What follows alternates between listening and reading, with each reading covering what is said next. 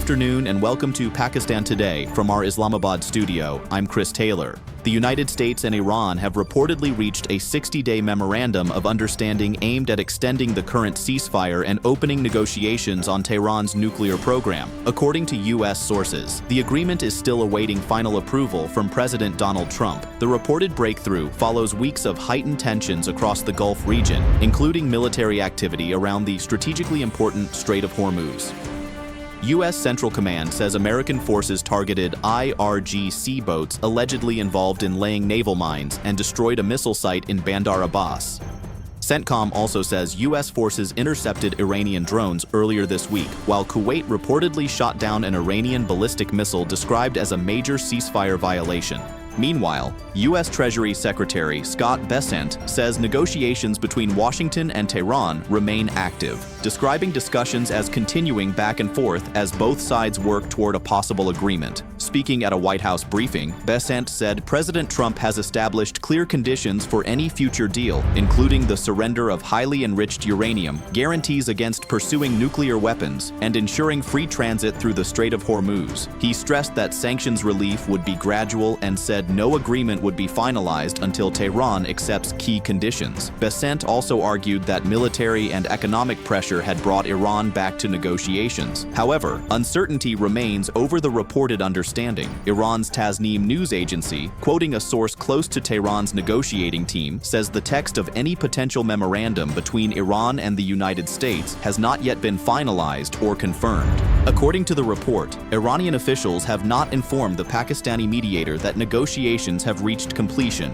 The source added that both mediators and the public would be formally informed once an agreement is finalized, while dismissing Western media reports claiming a completed deal as false. Deputy Prime Minister and Foreign Minister Ishaq Dar is set to visit Washington on Friday for talks with U.S. Secretary of State and National Security Advisor Marco Rubio. Pakistan's Foreign Office says discussions will focus on bilateral relations along with regional and international developments, with both sides expected to discuss efforts aimed at promoting peace and stability through diplomacy. We go to our correspondent Sarah William in Islamabad. Thank you, Chris. Officials here say Islamabad continues positioning itself as a diplomatic bridge amid rising tensions between Washington and Tehran.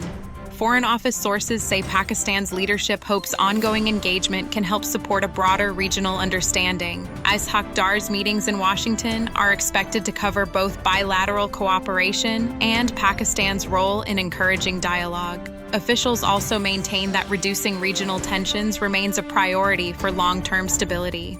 Thank you, Sarah William reporting from Islamabad. Turning now to regional partnerships, China and Pakistan have reaffirmed their commitment to expanding military cooperation and strategic coordination, with Beijing describing relations between the two countries as an enduring ironclad friendship.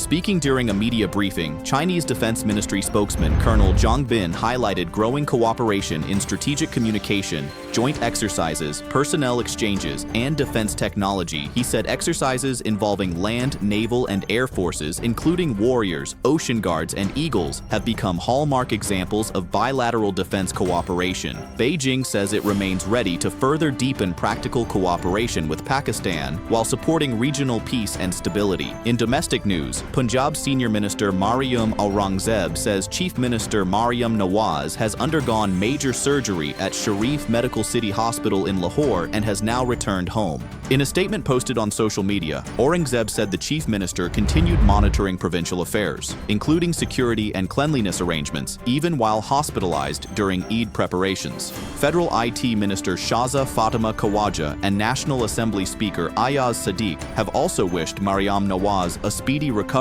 while praising her continued engagement in public affairs. And finally, the Pakistan Meteorological Department says Sindh's Dadu has recorded a new provincial heat record with temperatures reaching 51.5 degrees Celsius. According to the PMD, temperatures were 4.5 degrees above seasonal averages, while Larkana and Jacobabad also experienced extreme conditions with temperatures crossing 50 degrees Celsius. Weather officials warn that temperatures across parts of Sindh, Balochistan, and southern Punjab are expected to remain 4 to 6 degrees above normal in the coming days, with hot and dry weather forecast across much of the country. That's all for now. You're watching Pakistan Today. I'm Chris Taylor.